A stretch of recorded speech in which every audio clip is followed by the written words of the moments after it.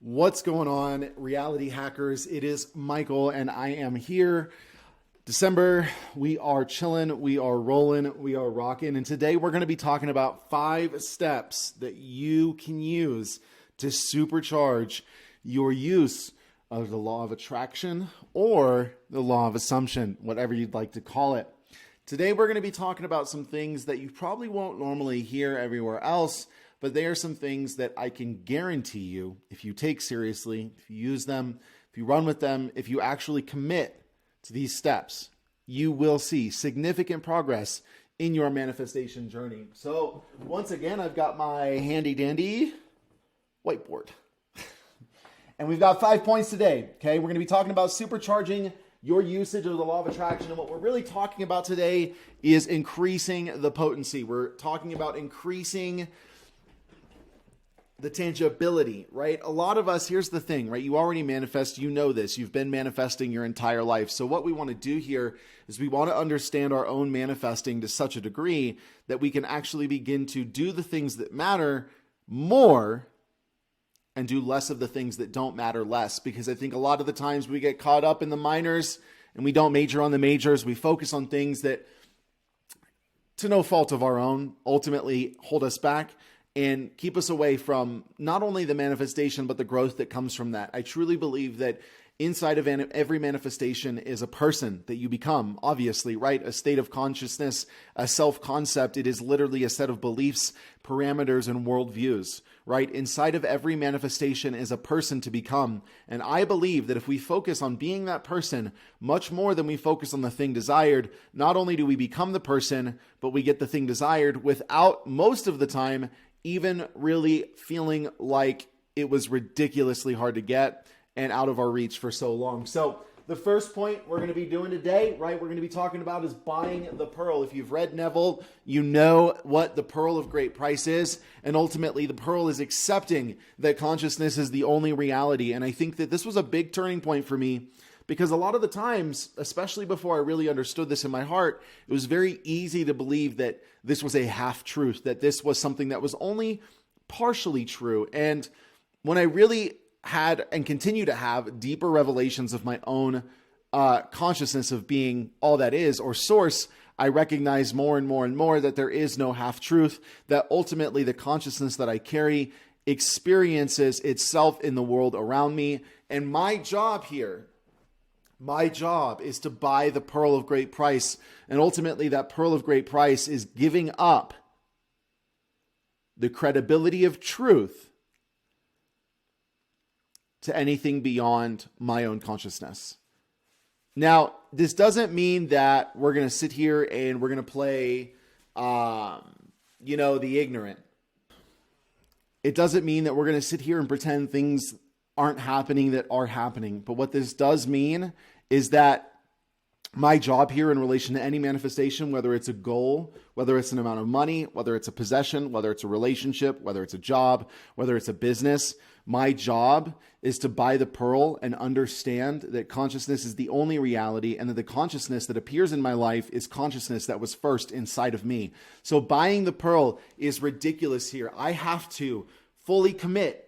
You have to fully commit to the concept, to the truth that the entire world is you pushed out, that there is a serious connection between what you believe and what you experience, that there is an undeniable connection, an infallible connection between what you hold to be true and what you experience in your life, because we can only do to the degree that we can be, right? That's what Charles Hamill said, Napoleon Hill's mentor. We can only do to the extent that we can be. We can only be to the extent that we are. And what we are is determined by our self-concept. So our beingness and our doingness comes long after our are-ingness, or our identity, or our self-concept. And how much harder is it to solidify, to cement a new self-concept if I'm convinced that there are things outside of myself that have control over me?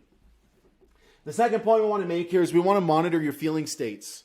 right? If you're not monitoring your states throughout the day, and not just feeling states, but if you're not monitoring states of consciousness throughout the day, in other words, how you're responding to things, internalizing and analyzing how you're reacting to situations, if you're not monitoring where you're approaching the day from, it's going to be really hard to create sets of data that show you where and when you're exiting states of consciousness that are desired. And believe it or not, this can be ridiculously helpful. Applying accountability and tracking to moving and monitoring into your own desired states of consciousness can be one of the best things that you can do. Finding a way to track, okay, and this can be as simple as setting an intention to have your notepad ready when you get jolted out of state, right? Oh, wow, okay, I'm finding myself believing something negative or something lack-driven about myself, but I know that I am the totality of the universe. I am the source of all that is. Let me reintegrate that. Let me recalibrate that into my body, right? Monitoring states and making sure that we're moving to that highest state as much as possible.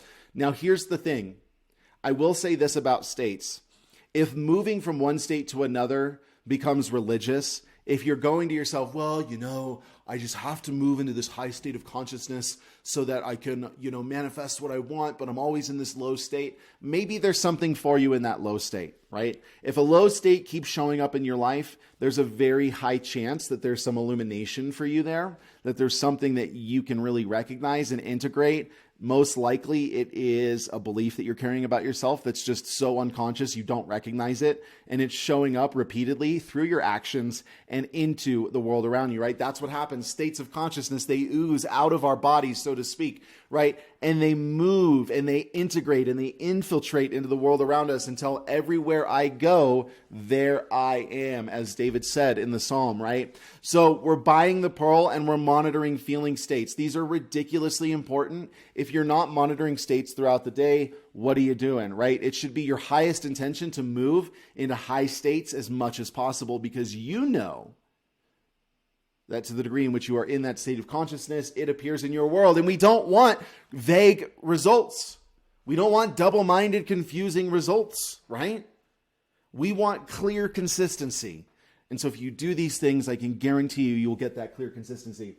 The third thing, right, on my handy-dandy whiteboard is I have to be able to accept desires immediately. And what this means to accept a desire is to accept it as true because it is who I am. Because when I understand, again, that I am the substance from literally everything comes into being from, right? I am God's source, whatever words you want to use there that makes it easy for you to interpret. If I really take that, and then I take this, accepting desires immediately, when a desire itself comes upon me, a desire is literally, even though it appears to be separate, it appears to be something that exists in another place, in another time, it is literally formed from the same substance from which my ability to conceptualize it is formed from. And I want you to think about that for a second. The very ability to accept a desire, or the very ability to desire, right, is one with the form of desire itself. And so we're not only buying the pearl, we're not only monitoring states, we're accepting desires as true immediately. And we're not accepting it as true in the locale of space-time.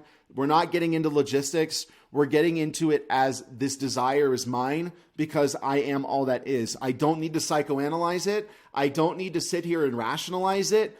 I just need to accept it. And I need to allow that feeling that came with that desire to dominate my consciousness. Because this is where a lot of people get caught up too. They get the feeling, right? If you think about when a desire comes upon you, the only reason a desire is because of the feeling that's accompanied with the idea. Otherwise, a desire is just an idea.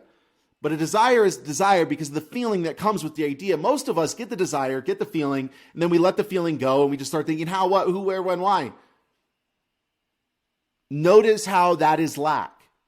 My job is to accept a desire as true because I know that my desire is formed from the very same cause substance that my consciousness is, right? That consciousness is, not my consciousness, but just consciousness. So my job here is to surrender to that. So I'm buying the pearl, I'm monitoring states, I'm accepting desires immediately, which means I'm not giving them resistance when they come into my body. I'm not giving them a bunch of flack. I'm saying, wow, that feels amazing.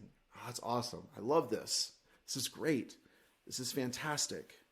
This is wonderful, right? It's amazing what happens when you just sit there and you enjoy the desire. You'll start doing all the things that you're already supposed to do. Ultimately, number 4 here, so we've bought the pearl, we're monitoring states, we're accepting desires, and ultimately, we're monitoring reactions, right? We really need to learn how our reactions are indicative of our states, right? So something happens and I react. Where does that reaction come from? That reaction comes from a self-concept that I've determined to be true in that moment. Every single reaction lives on the basis of a self-concept, right? The reaction is the apple to the apple tree. Or should I even say the apple seed, right? The reaction is indicative of the self-concept that I'm carrying at the time. So what I can do is I can use this insight, I can use this wisdom to really begin to understand that, okay, I reacted in this way. Maybe it was angry, frustrated, anxious, whatever it is. It's really important not to judge yourself because we all deal with emotions. It's really, really important not to judge yourself, okay? And that's something that I think can't be emphasized enough. Like, if you're experiencing crappy feelings, experience them, man. Don't sit here and try and force them away. Don't be scared of them. Don't run away from them. That's not going to help you. That is not going to help you. If you are finding like fundamental shadow, so to speak, coming up, you need to find a way to illuminate and work through whatever that is, because you can't just force your way out of it. Especially if it relates to a sense of need or security in the body. You have to give yourself what you have not yet been given, which is already yours, right? If you haven't been given a sense of security and adequacy by somebody else, you have to learn how to cultivate that inside of yourself. And you know what, man, like, it's not impossible. I get it. Right? I was there. Part of my story is growing up in foster homes. I just met my father for the first time in my life a couple of months ago. I didn't even meet him. I saw him on a picture, right? Nobody ever gave me the sense of security and adequacy, that unconditional worthiness, that unconditional love. Like, you have to be able to cultivate that in yourself through consistent assumption. You have to be willing to move into that place, because what happens here is as you move into states, the reality of them, right? This goes unspoken. The reality of them appears. I have to be able to move into a state without ignoring something deeper. So Neville talks about ignoring the 3D. He's not talking about ignoring that gut feeling in your stomach that is opposite to what your brain wants to believe. Because the truth is, if you've got a negative gut feeling in your stomach, that's really what you believe. This is not. Whatever's happening down there in your solar plexus, in your gut area, that really is the center of all of this. As a person thinks in their heart, so they become, right? Not as a person thinks in their mind. What's going on down there is what's going on in the world around you. And ultimately, right, so we've bought the pearl, we're monitoring feeling states, we're continuing to go back and back and back and back and back to that place of beingness. We're accepting our desires immediately. We're noticing our reactions, we're realigning, and then ultimately we're keeping the focus internal, right? We're not giving a ton of credence to the world around us. We are consistently persisting in our own desired self-concepts. So these 5 things right here can supercharge your use with the law of attraction. Buy the pearl, monitor the feeling states, accept desires immediately, notice reactions and realign. Keep your focus internal. Keep your focus on the state desired. I cannot tell you how powerful this is. So I hope you've enjoyed this video today. If you want some help supercharging, go ahead and check out the Source app in the description. We've got free ebooks for you in the description, unified, bringing all of the law of attraction together. We've got some amazing hypnosises and things of that nature for you. So go ahead, check it out, do your thing. You're amazing, you're loved, you're worthy, you're amazing, you're loved, you're worthy, you're amazing, you're loved, you're worthy, you're beautiful, you're whole, you're gorgeous, you're adequate, you're enough. And that, my friends, that's all that matters, okay? You are the power from which this entire universe comes into being from. That being said, I hope you have an amazing day. We'll talk to you soon.